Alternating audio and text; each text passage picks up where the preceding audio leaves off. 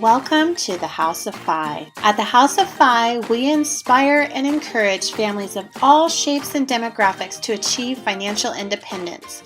Here, we teach you to become debt-free, build wealth, and increase your income. We also share inspiring stories of others on the road to Fi, others who have made it to Fi, as well as some of our own perspective about this journey. If you're a family on the road to financial independence, we want you to know that financial independence is for everyone. We're glad you're here. Welcome back, House of Fi family. And if you are new here, thank you for stopping by. I am your host, Wendy, and next to me across from my table is the... What were you about to put in there? The beep. My better half, Curtis. Hey, babe. Hey, how's it going today? So you did not have football practice today? No, it was pretty much a leisure day. Yeah, we're recording on Memorial Day. Yes. So that was a nice break for you. Yeah, and also I had to do a learning lesson with Mike about making sure you check your receipt when you are trying to get any type of discount. At the grocery store. Yeah, at the grocery store. So I gave him $12 to go get 2 packages of hot dog buns and 3 bags of chips. And I showed him the exact price of how much he should get back. And he ended up spending $15. So I had to go all the way back. Well, you were. I was a little mad. Upset. Yes, I was upset because that's an extra $8 that he gave to them off of the coupon. So I went back, got it back, and they gave me an extra little thing of Tostito salsa. So it came out to be a positive day, and it was a learning lesson. Yeah. He won't make that mistake again. No, he won't. The way I got into him about saving $8 is that's $8. All right. Well, we have another great show today. I'm so excited to talk to today's guest. He is someone that is near and dear to my heart. Besides being just an incredible human being, he's a fixture in our local San Diego Phi community. Today, we're talking with Mark Perry, known to most in our community as Pastor Phi. And one of the things that makes me smile when I think about Mark is that he finds joy on this journey with the simple things and really just exemplifies the adage that slow and steady wins the race. Mark, welcome to the show. Hey guys, really glad to be here, and I'm pretty excited. Well, I'm glad that you're here too. Yes. You know, one of my first memories of you in the community is you would post pictures of the change that you would pick up on your morning walks, and I just love it. And I started doing that because of you. Still do it every day. Not a day goes by that I don't find money. Right, exactly. And like you find all kinds of stuff too, though, right? Yep, it's pretty interesting what's out there. I very much resonated with the lady up in LA who talks a lot about the stuff that she would find in the alley, and the alley will provide. I'm sort of in that vein. Right. Well, and it just goes to show that, little things add up over time. And, through zero effort, you're already on your morning walk. You just pick up the change and you just collect it, and it adds up, and you put it in a bank, and then it earns more money on that money, and it all adds up. People normally don't look down. I do the same thing when I go to practice because I work at the high school, and kids will just drop a dime and won't even think about it, or nickel, or sometimes I see $1 blow by and they get really scared about picking it up. So I just sit and pick it up, wave it out. And if anybody says, hey, that's mine, if they don't say nothing, I put it in my pocket and keep on stepping. Yep. Well, it's also a prayerful opportunity for me. It's every time I find whatever the coin is, I just it's a prayerful opportunity just to thank God for all our benefits and the blessings and that I believe in this thing called providence and totally. Yeah, so I'm a big fan of using it as a prayerful opportunity just to thank God for the blessings in life.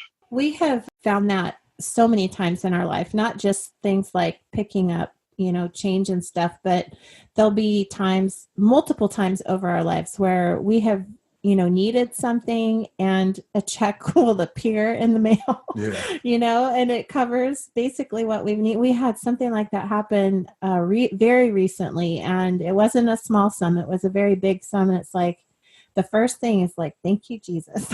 Mm.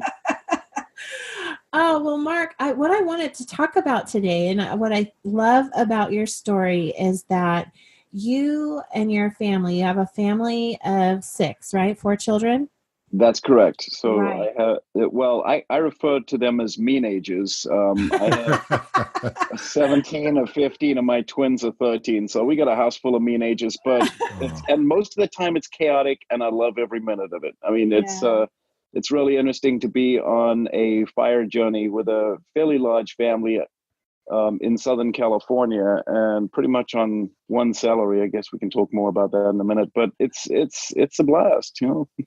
So you're a larger family, 6 people, but not just that. You've got these teenagers who eat a lot and have lots of things going on usually. And you are on a pastor's salary, which I'm assuming is not, a large salary, but you're able to do that in San Diego. Let's go back and talk a little bit about your money story. Like, where did it begin? Where did you start this journey? I was born in South Africa, and I came over to the US. I had $200 in my wallet, and at the time, $200 then, this is in 1984, it was more money than I'd ever had in my whole life. I mean, this was an absolute fortune. And I got to the US, and our schooling in South Africa ends in December, so it's the beginning of the winter term in the US, but it's summer in Africa. So I left midsummer, showed up in Philadelphia in the beginning of winter term, had to buy a winter jacket because there's just completely 100% ill prepared for the weather conditions there. I saw ice skating and hockey, and I had to get a pair of ice skates. I love the violence of hockey, so I figured I had to get some hockey skates, and taught myself to play to ice skate. And I was actually playing hockey for my college the following winter. So I'm kind of one of those all-in kind of people. And I bought books for that first term, and at the time I was smoking. I know it was terrible, but I bought a carton of cigarettes, and that $200 was gone, and I was just mortified. I'd never seen so much money in my life and how fast it disappeared. So didn't know much about money at all growing up. I did work in Africa. The concept of saving was just not on my radar. I mean, whatever I earned, I spent. I went to a college. I got a great deal. They said, if you come to the school, we'll cover your your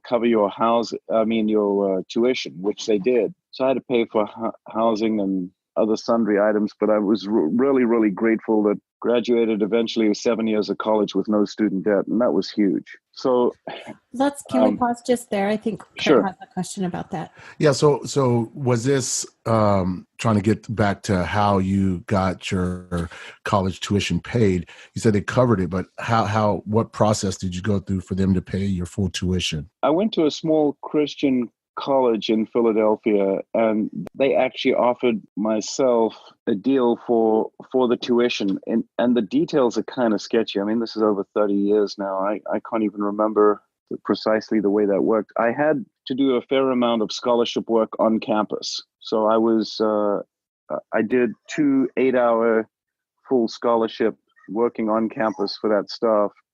There was some other sundry debts and stuff that I had to pay, but working either at the college during the summers or elsewhere in the community, I was able to cover the difference. And it allowed me, when I graduated, actually to have 0 student debt. So it's kind of, if I did a lot of things wrong, at least I did that right. Yeah, that's amazing. That's really fortunate. How old were you when you graduated college? It was 1991. I think I was about 23, 24, something like that. And what was the next phase of your life after that? I had gotten married. I landed a job working for this little school. I was teaching in elementary school and assistant pastor in the community. So I was earning about $22,000 a year at the time. My wife decided she wanted to leave. So we were young. We hadn't even been married 2 years, and she'd run all the finances. She'd done everything. I'm sort of embarrassed today to say this, but I didn't even know how to write a check. I mean, I was literally clueless about money. I just handed her the thing, and she took care of everything. Curtis, do you relate to that? Yeah, I didn't even know what a check was. Yeah, I was completely clueless. I mean, what's insane about when she left, she took all the stuff, and honestly, to her credit, she took all the debt too. When that relationship ended, I was literally at zero. I didn't declare bankruptcy, but I had no money. I had a job, and no one would give me any credit at all. I didn't have a credit card. I'd never used credit. I mean, everything that came, if I needed X amount of dollars, I'd work and pay it off in cash. And 17 different banks turned me down for a car loan. And again, I finally, I was going to reward myself. I just got it in job. It wasn't huge, but I had roommates and I didn't blow the budget on housing. And I just thought I deserved finally a new car. And eventually I got my brother-in-law was kind enough to co-sign the loan, and I ended up getting a first car. So that was definitely mistake number one. But I think a lot of young people have that mistake. They want a new car, and that's one of the first things they do is go out and get a car loan any which way they can. Yeah, and because I had no credit and everything, I mean, I can't even remember what the interest rate was, but it was not good. And I ended up getting a car refinanced when I moved to Georgia. I was in Atlanta for 10 years after that. And when I went to get the car refinanced, they wanted to know where my cosigner was. I'm like, no, I already have a loan. I'm not here to get a cosigning. I have a loan. I'm looking to get this refinanced at a lower rate. And so at that point, I think I'd had about 18 months worth of car payments that I'd been making. And I think I had a secured credit card at the time. I had to pay $500 just to get a credit card, and they wouldn't give me that $500 back for 18 months. And that was horrifying to me. So eventually, when I went down to Georgia and got it refied, I got my brother-in-law off the loan. And so that was the first time that I'd actually got a loan completely on my own. And then you're married now. So when did you meet your wife? We met. It was kind of weird. The summer that after that I got divorced, my sister wanted to cheer me up and take me on vacation, and she went on vacation with some friends. And my wife was a friend of someone in the family and was coming along to join that person. So we got to meet, and at the time I was very young. So I think I was 26 and she was 17 or something like that. And we met.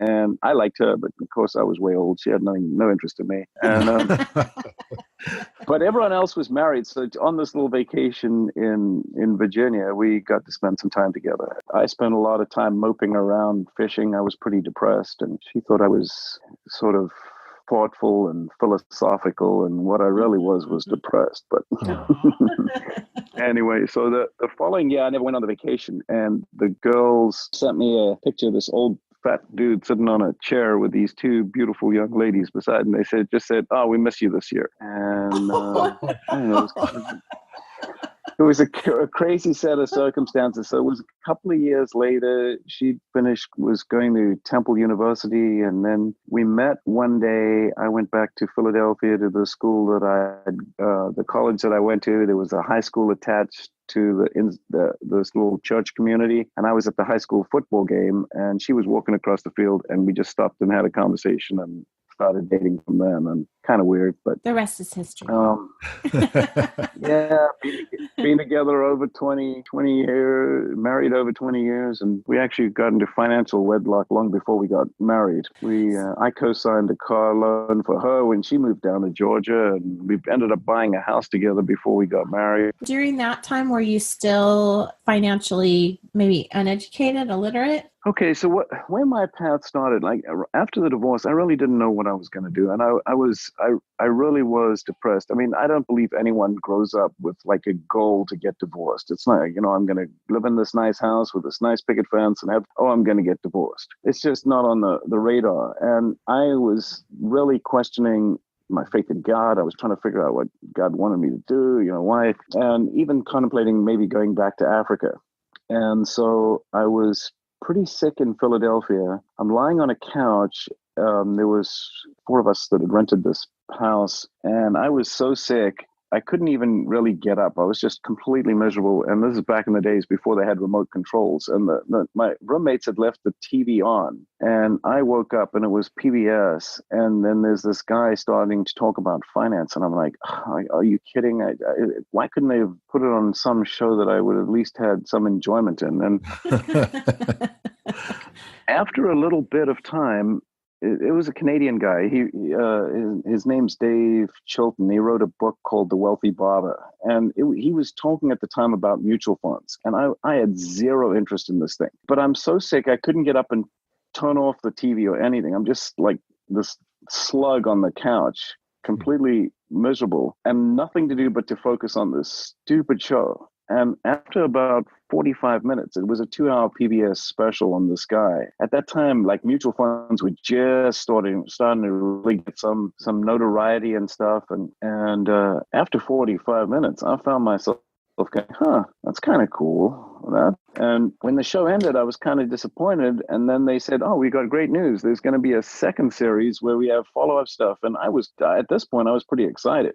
So I ended up going to a financial advisor friend of mine and said, look, I'm going back to Africa. The guys that I graduated with are going to be staying in the US and earning stuff and getting Social Security. I'm not going to have Social Security because I'm going back to Africa, but I may come back to America at some point. What do I need to do today to compensate or offset the lost Social Security that I'm going to miss while I'm gone? So I'm about 20, I think I was about 22 or 23 at that time. And he ended up setting me up with a variable life adjustable life policy, which was, in retrospect, I wish I'd never done it, but it started me saving. And he was very tricky. He said, well, can you afford $1,000 a year? And at the time, I mean, I just started working and I was, there's just no way I could conceive of saving $1,000 a year. Are you kidding?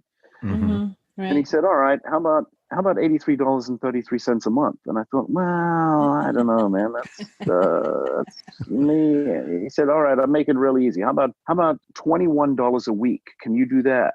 And I thought, well, even if I work 3 hours or 2 hours and cutting down someone's trees or yard work or whatever, which I'd been doing a lot of, shoveling snow in the winter and working construction at New Jersey Shore, all kinds of little things. I mean, we did pretty much whatever we could to earn money. And I thought, well, $21 a week, man, that's doable. And of course, he tricked me because they're all the same amount of money. Right, exactly. Yeah, I was doing the math right here. I'm like, so he got about $1 more out of you. Yeah, exactly. So anyway, I started that, and I actually did that for, believe it or not, 25 years. So there was a day that showed up that my money didn't get taken out of my account, and in a panic, I called him up and I said, "Hey, you didn't take it out. Is there?" And they said, "Well, let's do some investigation." And they said, "You've actually paid up all 25 years worth, and you're done paying." And so I sat down and did the math, and if I lived 12 years, it was better off me taking the money as a lump sum, which I did.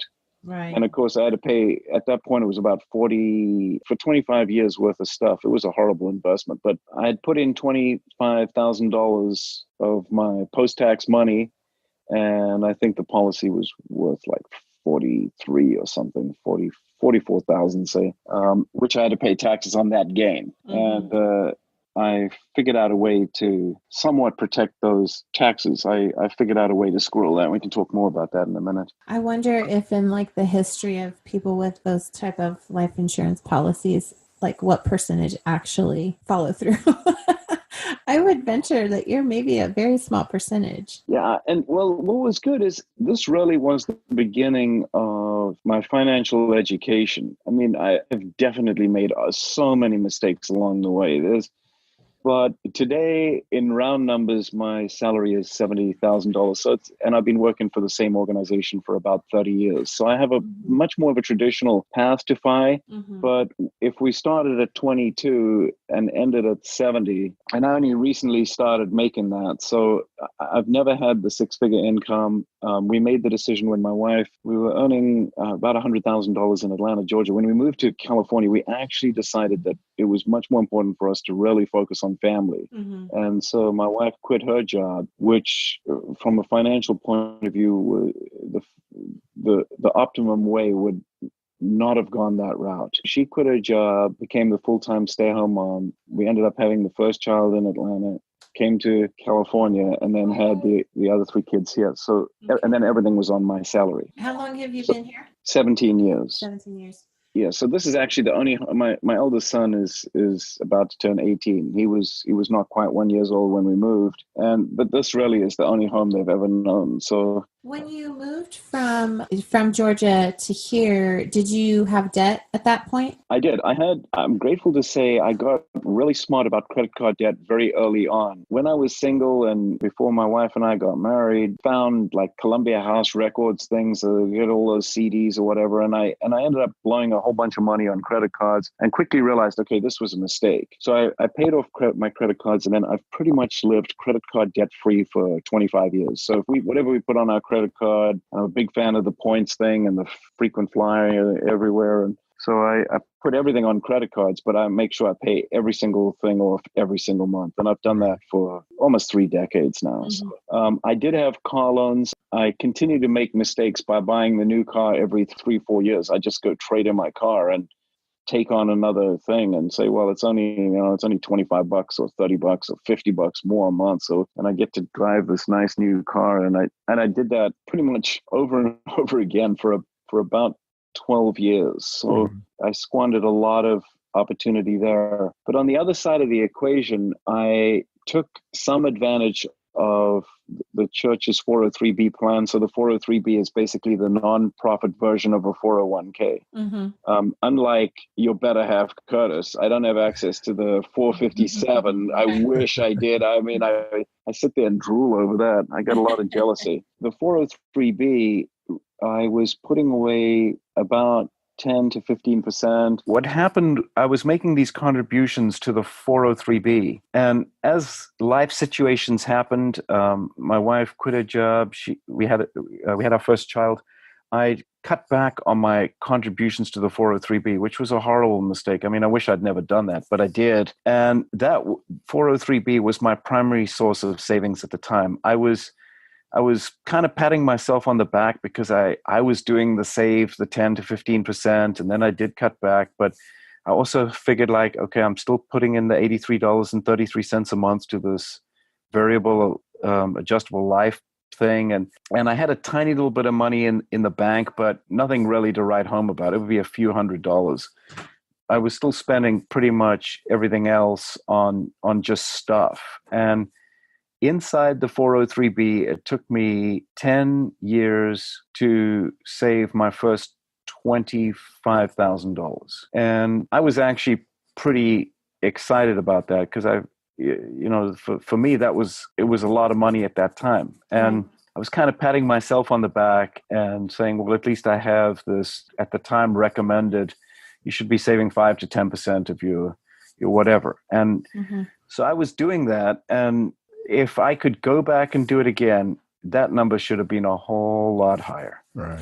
Well, and that's the advice that you hear, though. You hear, between 5 and 15%. That's like the standard advice. Mm-hmm. Yeah, I was patting myself on the back for doing that and saying, well, at least I'm doing that. And the reality is that if I knew then what I now know, I wish that I'd pushed that to 40 or 50%, especially when my wife and I were working. So what happened is she had moved to Atlanta, pretty conservative from a religion point of view, and we didn't believe in getting together before we were actually married, even though we did buy the house together. I had a roommate and she was staying in a very, very nice apartment complex in Atlanta. And when we finally did get married and she moved in, she had all this quote unquote extra money that she wasn't paying for the apartment complex. And I said, well, that's not extra money. We need to figure out how we're going to start saving. And she wasn't too interested in that, although she's probably more conservative with money than I was. And it took quite a lot of convincing to set up 2 Roth IRAs. So we put 1/3 of the money in a Roth for me, 1/3 of the money in a Roth for her, and then she had an additional 1/3 to do whatever she wanted.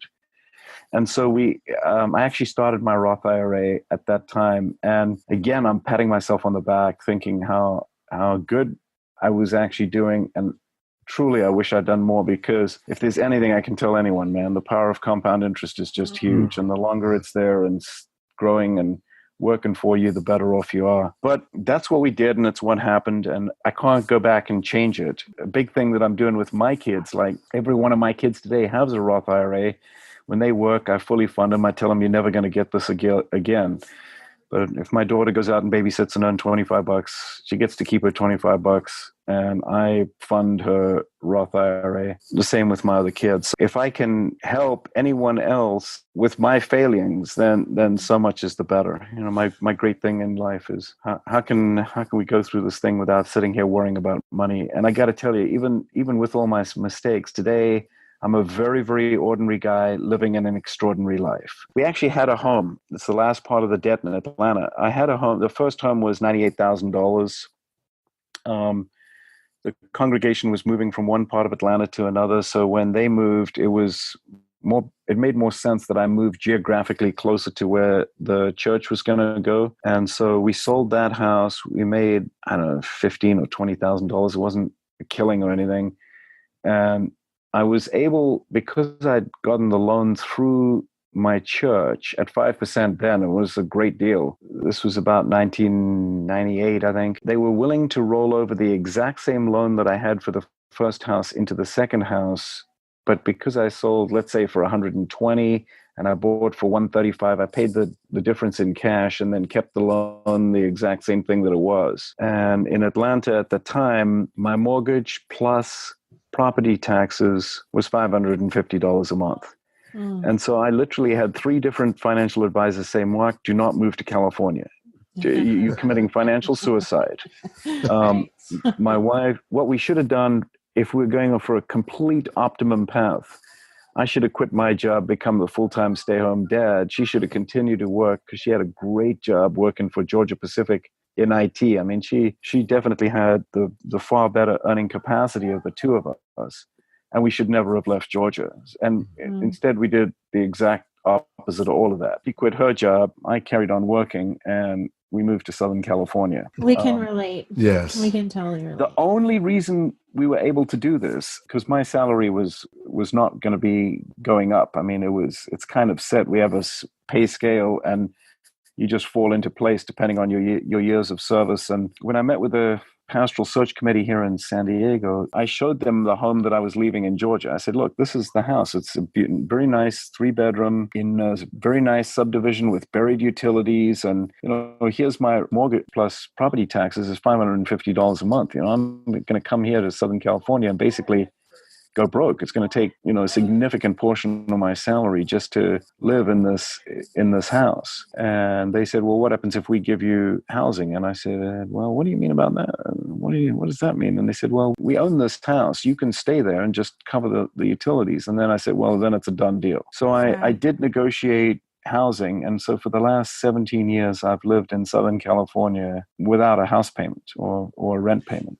That's probably one of the best house hacks ever. Yeah, I know. Well, that's actually allowed me to supercharge my journey to FI, because it took me 10 years to earn that first $25,000 inside my 403B. And fast forward the next 20 years, I just hit a milestone the beginning of this year of lean FI, which is 20 times my annual expenses. Our annual expenses about $36,000 for all 6 of us, bearing in mind that I don't have the mortgage or the rent side. And I rounded that to 40. And so my net worth is right at 800,000 today. So the last 20 years on a median income for Southern California, I've been able to supercharge my path to FI. That's incredible.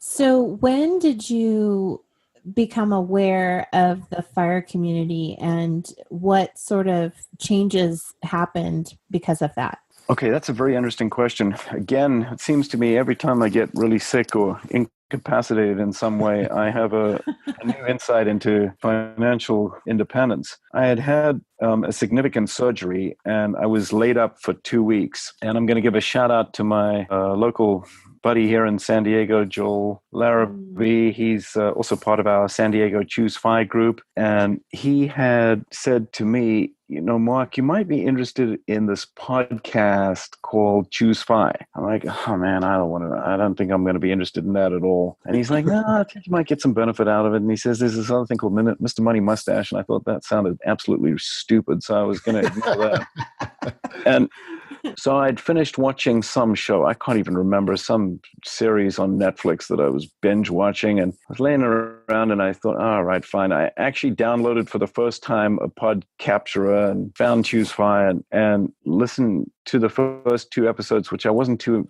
thrilled with. It's just the 2 guys introducing themselves. And then they got to the one on travel hacking, which I had done a lot of. Was very excited that they spoke so highly of the Chase cards and ways and means of hacking Southwest travel and all this good stuff. And they were just starting their Facebook page about that time. And so I joined. I was one of the early joiners of the ChooseFi Facebook group. Started communicating a little bit with Jonathan and particularly Brad. We would email each other backward and forward quite regularly early on, and it really got me excited to start listening to these things, and I just consumed the ChooseFi material. I was listening to 1 or 2 podcasts a day. I cannot stand listening to everything at regular speed, so all my podcasts at 1.5. You guys sound great as Donald and Mrs. Duck. I listen to everything at twice the 1.5 or 2 times the speed sometimes, and a lot of times when I'm walking, I'm really listening to each and every podcast with one question in mind. What is my takeaway from here, and what is my one actionable item that I can do? So when I listen to like Physician on Fire, which I love, his 6-figure plus income and the things that he's doing, I love the information, but I find myself with no action items. Right. Where I really get benefit is where I'm listening to someone that says, that's a situation that fits me, and that's something that I can do. Mm-hmm. So I would never have gotten into real estate if it wasn't for our ChooseFi group. We had that local couple of meetings where people came in and talked about what they were doing with real estate. And I figured, well, maybe that's something I should look into. I had a big fan of the index funds and all that good stuff, VTI, VTSAX, but no real estate. And so a friend of mine said, well, you can do this thing called a self-directed Roth IRA in real estate. And I went, what? Well, what is that? So I'm going to pause you, because that's going to be, we're going to, I really want to talk about that in the real estate and kind of how that came about. The one thing that I did want to just comment on, what you're talking about is just hearing all these new ideas and pieces of information. And I think that's what's been so exciting for Curtis and I too, and it's the same thing. It's that you're hearing other people kind of share their experiences and the things that they've done, and just so freely sharing this information that you're like, wow, like I didn't know that, or I want to hear more about that.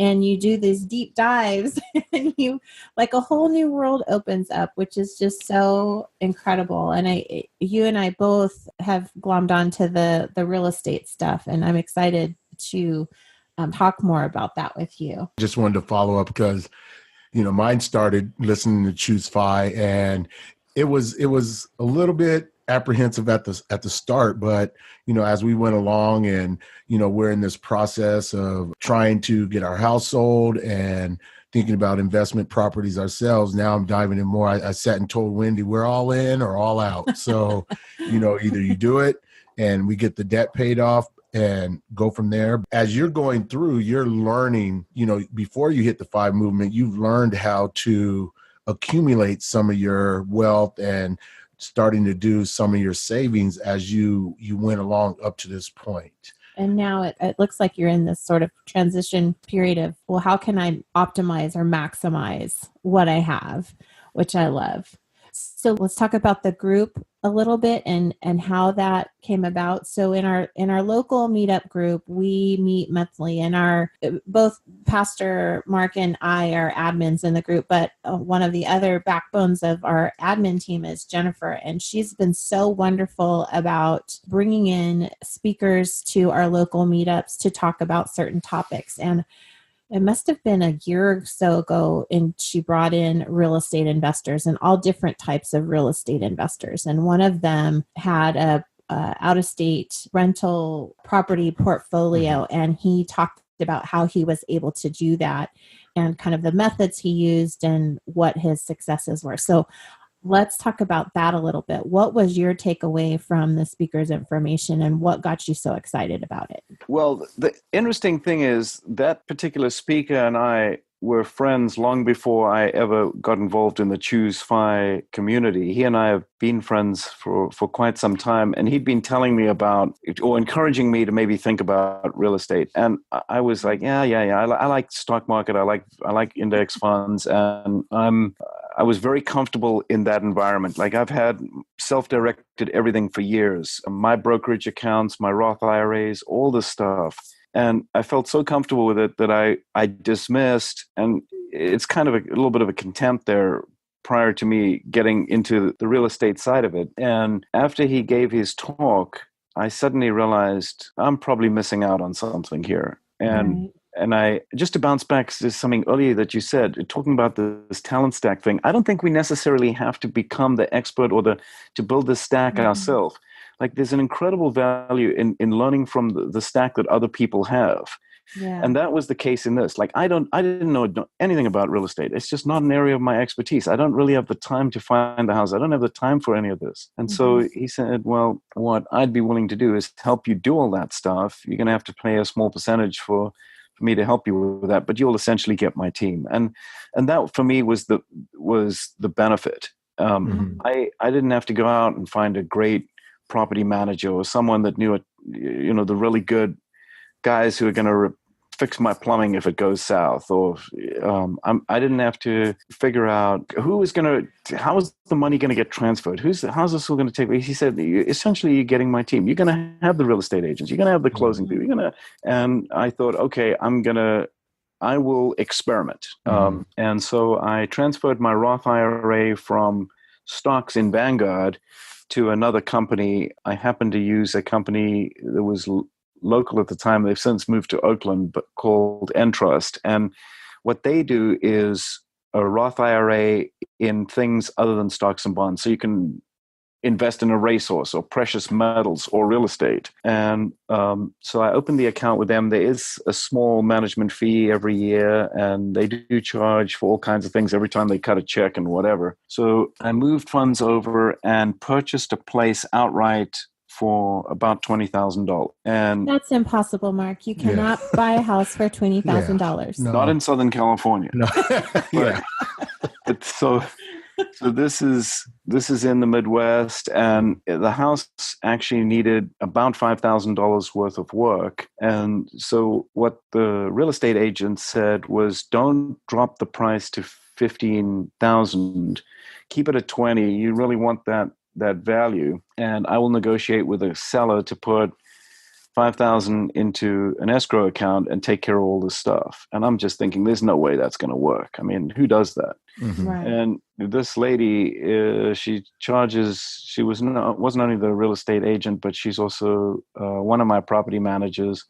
She charges 15%, which it's high even by Southern California standards. And man, has she been worth every penny. I'm just super grateful for. She got all the work done, and actually there was some other things, and she got it all done. She negotiated with the repair folk, and we closed on that house on Monday morning at about 9:30 local time, San Diego time, and she had the house rented by noon.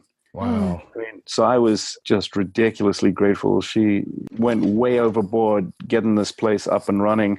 And so that was my first home, and just an incredible experience. That's so after amazing. all expenses, 15% property management and my taxes and everything else, I'm going to clear about $4,800 for that house for the year. So that's on a $20,000 investment. And I started doing this and said, as much as I love the stock market and VTSAX and all this other stuff, I can't beat that. I was encouraged then to move the rest of my Roth IRA money over and bought my second house Christmas Eve.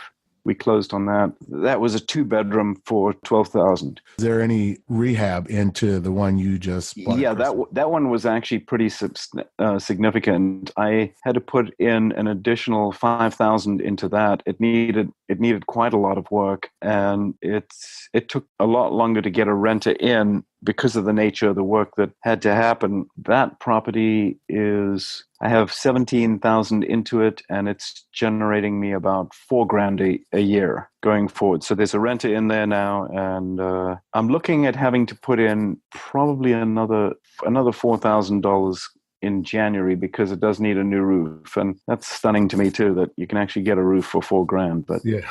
So let me just ask you, I've got two questions to follow up on both of those. So for both of those transactions, you're using the same realtor and she's also your property manager for both. Actually, it's two different realtors and two different property managers. Oh my goodness. Oh. Yeah, they in two different cities. So this is all under the umbrella of the Roth IRA, and the real benefit for that is all the rental income that's generated goes directly into the Roth, and it's tax-free money for life. So my plan is, over the next 8 years, is to hopefully get at least one house a year in my Roth. If I end up with 10 homes generating me roughly $50,000 a year, that'll almost replace my after-tax income that I'm currently earning. So basically, I'm just looking to try and replace income in retirement with these with houses. And then you never have to touch your actual retirement funds. That's sort of my plan. But like my wife points out, at some point we're going to have a house somewhere, and medical is going to be an issue. So I don't even know what all that looks like. That's sort of a little bit hazy and cloudy for me. But well, it certainly provides, at least in my mind, comfort and peace of mind that you're going to have this passive stream of income irrespective of what you've already saved in retirement. And that is correct. You're having to draw that down, but you could if you needed to. That is correct. And I should say at this point, we have about a 55 to 60% savings rate. I fully max out my 403B, which since I'm over 50, there's the catch-up amount, so $25,000 there. I max out these are the pre-tax buckets. I max out the HSA for our family. We always have something going on, so I'm not one of those people that have had massive success in building up assets inside the HSA. I mean, when 4 kids, someone's always breaking something. I mean, it's like every year we go into the doctors for a leg getting cast, or a hand, or an arm, or something. And it's just, oh my goodness. It got bad enough that they did separate us out one day and have the kids explain what happened, because my goodness. with 4 kids, it's something's happening. No, we relate. Yeah. We understand. They're always either breaking something on themselves, each other, or something of ours. Yeah. So we maxed out the pre-tax buckets, and we also maxed out our 2 Roth IRAs. So my wife's under 50 and I'm over 50. So I think hers is 6 for this year, mine's 7, something like that. So I wanted to ask, with the real estate being in the Roth and the income that you get on the properties going back into the Roth now, is that required, or could you, if you chose to, use that as income now? Okay, I'm not an expert on this by any means, but I do know that whatever principal money you put into the Roth, you can take out at any given point. And because it's a post-tax vehicle, there's no penalties or whatever. But on the interest earned on that money is a different kettle of fish. So let's say I have $45,000 in principal in, but my account is actually worth, say, 65. I can take that 45 out anytime I want. On the interest thing, I think that's where you have to leave funds in for X period of time, and I just don't know all the details on that. We'll have to find some sort of Yeah, I'm not the expert on that. All I'm looking for is, the last thing I want to do is take money out of my Roth IRA. I'm looking to do everything I can to max it out. So my hope is this coming year, with the income that I'm generating from the 2 properties that I currently have, the funds that are already sitting in my account, and the contribution that I can make January 1 of another $7,000 or whatever they up it to, will be sufficient funds to buy my next home. Now, you're buying all of your houses outright, correct? Yeah, up until this point, I've done that, yes. That may change very shortly. I had a meeting with my buddy, and I said to him, okay, explain to me a little bit about loaning money. And I have been so debt averse my entire life that part of me is terrified. Yes. Yeah. I recently just filled out all the paperwork and applied for $30,000 loan from my 403B. It requires that you pay the money back over 5 years. You have to pay yourself 6.5% interest. And I figured, okay, well, I'm paying myself. So even though that's very high, I really don't care because it's going back into my 403B and it comes out of my paycheck. So I got a biweekly paycheck bill of $300 every 2 weeks to pay that off over. It's actually 58 months, but I just rounded it to 5 years. So I'm loaning this money. I'm hoping that's going to arrive shortly. And that's going to be my down payment plan of, I'm going to be borrowing about $80,000 from some nice bank somewhere and start picking up some additional homes. That's going to have a lot more tax implications. And again, I'm just starting down this journey. So I feel like I know very little, but I'm sucking up the bigger pocket stuff. And anyone who's talking about your BRRRRR thing, all these people, you know, they've done this, they've got the talent stack, and I'm learning as hard and as fast as I can. Yeah, Yes. we're in the same boat. Yes. We are recent members of the Bigger Pockets communities, and we're soaking up all this information as well. Our plan is very similar to yours, though the Roth part of it is an unknown area for us. So we'll have to talk about that and see if that will work for our family. But we are almost out of time. So I want to just real quickly. So Mark, just real quickly, we've heard kind of this progression of wealth building and now you're venturing into real estate. What is do you have an actual plan for, a timeline and exactly where you want to be before are you going to officially retire or move on to something else? That's a great question. My wife and I actually talk about this a fair amount. I have like a 2,500 day plan. It's 7 years and I sort of want to be done. But my wife is looking at we're going to still have kids in college at that point. We've got some challenges there. The fact is I love my job. I love what I do. I feel very, very blessed to live in this incredible part of the country. I get to travel with my job to the Philippines. We got a school there and I'm involved in community there. And I can see myself retiring, but not fully.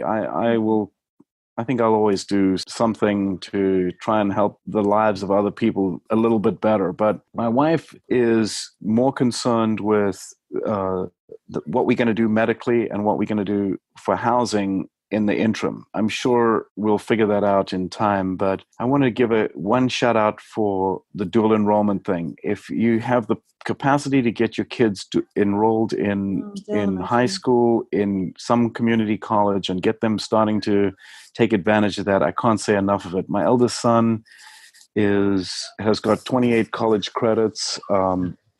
He is a junior in high school. Wow. And we are planning on missing our summer vacation, he and I. We're going to stay here because there's 2 more classes that he wants to take at a local community college called Mesa College here in San Diego. He should just about have his AA degree finished when he graduates high school. Wow. I mean, he's really just knocking that out the park. And we just enrolled my 15-year-old daughter into the same program. So it's just the massive amount of savings there is huge. And so if someone wants to look into something similar for their children, where should they go? Should they go to their high school and ask maybe their counselors there, or should they contact the community college and talk? I would definitely start with a college guidance counselor and find out if the college has a dual enrollment plan. I mean, we choiced our kids into the schools we did so that they would end up at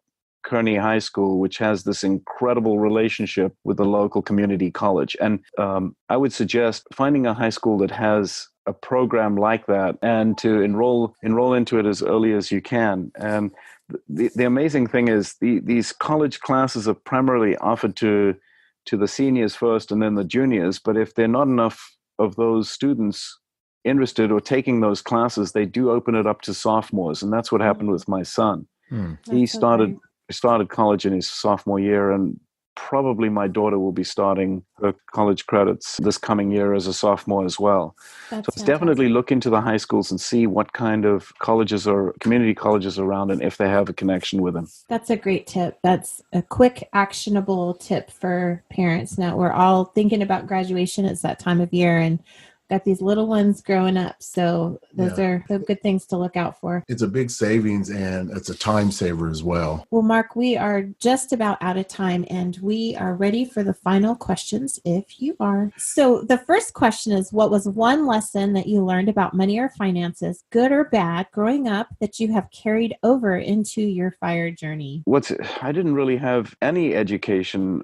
The thing that has done the most for me is definitely save something. And if you're spending more than you earn, that's a problem. I don't know where I first learned that, but knowing that I would need money for something, whether it was tires or whatever, I would say that's huge. Just don't spend more than you earn. Right. It's Start there. Slope. Yes. All right. The next question is, what is one money lesson you want to pass down to your children? They're actually two, and they fairly closely connected. The first would be the power of compound interest. I call it the interesting formula, not just compound interest, but it's the compound interesting formula. What that has done for me is it's been a game changer. Mm-hmm. I'm a big spreadsheet guy, and I love to plug in numbers and see what would happen with different percentages and savings rates. And if I'm contributing this much additional, what does it look like? And that would be the first. The second is the incredible power of savings rate. I wish I'd had a much higher savings rate early on. And if I could encourage anyone, I mean, even my young nephews who are just now graduating college, just said to him, I know you want to reward yourself. I know you want to do this. I did this. It was a horrible mistake. What does your life look like if you're saving 35, 40, maybe even 50% of what you're currently earning? And incredible power there. I mean, you can shave off so many years of wasted life working for a place maybe that you don't want to ever work for ever again, and do what you really want to do. I'm a big fan of buying back your time, buying back your freedom. I mean, can't say how fantastic it's been to have the two of us raise our kids and be around most of the time for that. It's just been remarkable. That's beautiful. We are ingraining that in our son, yes. our oldest son. Yeah, we had that conversation today. Yeah. We got to get 2,000 in by the time he's 18 and continue to do that. Yeah, that's so good, man. Good job, guys. Well, and then one of our final questions is, what is your favorite read and why? I'm a voracious reader and consumed so many books. So I would have to say, I got to give a shout out again to Dave Chilton. I mean, if it wasn't for that, it's all outdated material, and the mutual fund thing is maybe hasn't panned out like a lot of people thought it was. But if it wasn't for that, I would never have really jumped on board. So it just what it did for me personally, I'd give a shout out to the book called The Wealthy Barber. But in today's world, with all the multitude of books I have, I would have to say that J.L. Collins' Simple Path is just a home run. I any chance that I can talk one of my nephews or nieces into, would you do your crazy Uncle Mark a favor and read this book? And if you have any questions, I would be jumping up and down to talk to you. I just think it gets people on the right path. And even if you know nothing about the stock market, you can say, okay, I'm going to believe in this sort of global domestic buy-in where I'm buying all the publicly traded stocks, and people need food, clothing, shelter, and transportation. And I'm buying into that dream that people are going out to earn money to get those things. And I can buy a percentage of that. I will say this for kids, stockpile. Just teaching the kids the basics of this stuff, get the aunts and uncles to give them stockpile cards, and they can buy a percentage of Disney, or my son's into Tesla, and okay, well, that's fine. Buy your individual stocks, but you can also buy VTI. You can buy tiny percentages of it. And then it just gets over a whole fear of so many people who maybe feel like, well, I don't know anything about the market. How can I possibly manage my portfolio? And to finish it off, what is the best way for people to find you? I was encouraged to blog early in 2018 2018, I started doing some stuff. So you can find me at Pastify, but I've stopped writing. Pastify.com, but I gave up. So that's one way. Another way would just be via Facebook. I'm the only Mark Perry on Facebook. I will be at pretty much every single San Diego Choose FI meetup. So if you're in the neighborhood and want to come out and meet some fantastic like-minded people, we'd love to see you at one of our San Diego get-togethers. We have an amazing group. It's one of my favorite things, that's for sure. I remember very early on, we were Choose FI Facebook group, sort of very early started up. I forget what the question was, but one of the questions was, well, where's everyone from? And I started going through this list of people, and it would be like London, England, and Hong Kong, and then New York, and then San Diego, and then some other place, and then San Diego. And I remember having a conversation with Wendy. I forget even how we first met, but say, hey, Wendy, do you notice how many people are from San Diego?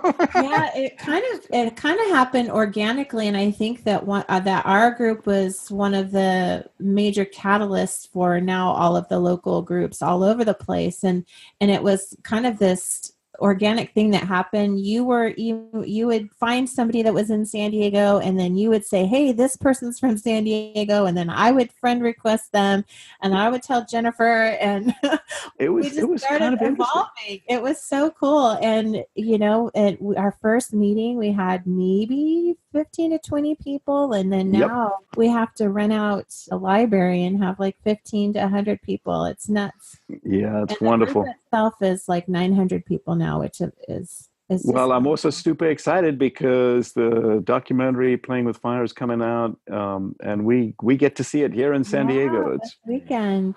Big premiere, yes. I'm excited. I'm excited to see you guys this weekend. That'll be great, and get to hang out with some amazing people on this incredible journey. Yes. So I would encourage our listeners, if you want to connect, because it's so important to be surrounded by like-minded people, and it's an encouragement when you need it, but also you're going to learn so much, because we are just a very generous community with our information. So unbelievably altruistic. I mean, I've never met so many people that are just willing to give of their time and their knowledge, and it's just completely altruistic. They're not doing it for money or for prestige, or they're not going to win some award, and they're just doing it because they've had this experience and they're willing to share that experience, strength, and hope with others. And it's phenomenal. I just love it.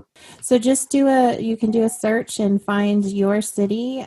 There's all different, there's the Choose FI groups, but there's also the Mr. Money Mustache groups. There's all different sorts of groups out there. Just find one and connect. Well, Mark, thank you so much for coming on the show. It's been so good to just sit and chat with you and hear more about your story. And we are super excited to see you in a few days.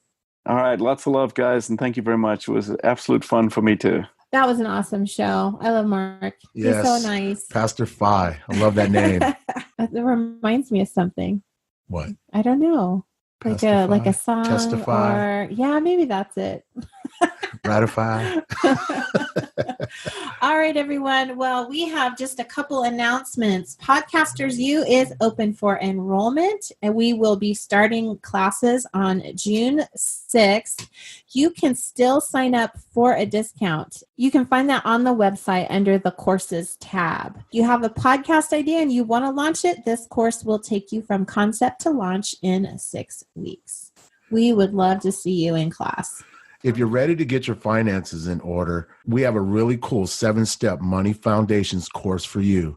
It's absolutely free. All you need to do is go onto the website under 7-step money foundations course. Now we have another shout out this week. This week's shout out is to 5Fab13, and they write, I'm a member of the FI community and follow many different podcasts, but this one is something special.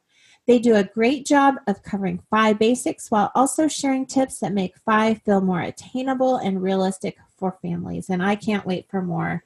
Thank you so much, 5Fab13. One of the things that we strive to do is to let people know that FI is for everyone. And so we're so glad that is happening for you by listening to our show.